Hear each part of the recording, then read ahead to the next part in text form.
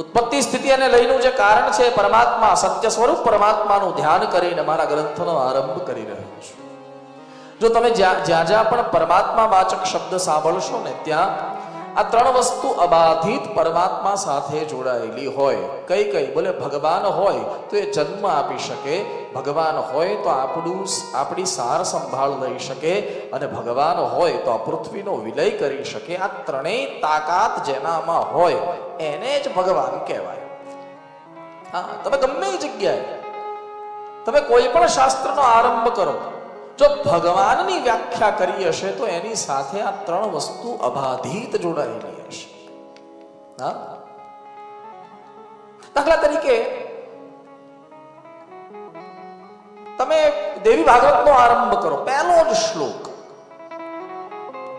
તો ત્યાં ભગવાન વ્યાસ કહે છે, सृष्टो या सर्ग रूपा जगत वन विधो पालनी यांचरोत्री.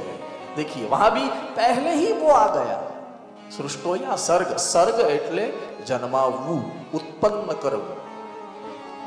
हाँ, निर्माण होना, उसका नाम है सर्ग. सृष्टो या सर्ग रूपा.